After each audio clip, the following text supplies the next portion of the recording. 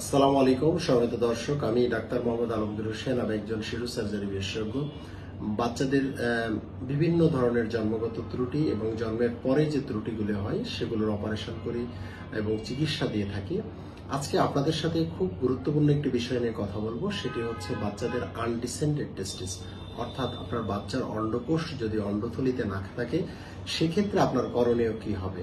এক্ষেত্রে আমরা লক্ষ্য করি যে অনেক বাবা মাই তার বাচ্চা সম্বন্ধে সচেতন নয়। তারা তাদের বাচ্চার যে কখন অপারেশন করতে হবে সেটি জানেন না, অথবা জানলেও তারা ভয় পান যে এত ছোট বাচ্চার আমরা অপারেশন করাবো কিনা। সম্মানিত দর্শক, আপনাদের জন্য বলে রাখি যে যাদের এইরকম বাচ্চার অন্ডকোষ অন্ডথলিতে থাকে না তাদের 1 বছর বয়সের মধ্যে অপারেশন করে ফেলতে হয়। কারণ হচ্ছে এই 1 বছরের মধ্যে যদি অপারেশন না করি তাহলে এই অন্ডকোষটি উপরে থাকার কারণে এটি দিনে দিনে ছোট হয়ে যাবে, এটি এর গুণাগুণ ক্ষমতা হারিয়ে ফেলবে। এখানে থাকার কারণে একটা সময় টর্শন টেস্টিস হতে পারে, এখানে পেটের মধ্যে থাকলে টিউমার হতে পারে, নানাবিধ জটিলতার মুখোমুখি হতে হবে কিন্তু আপনাকে। এই জন্য আপনার এটি দ্রুত চিকিৎসা করাতে হবে এবং চিকিৎসার ক্ষেত্রে অপারেশনটা অবশ্যই দরকারি। অপারেশন ব্যতীত এটি কোনোভাবে সমাধান সম্ভব নয়। এখানে আমরা দুইভাবে অপারেশন করে থাকি।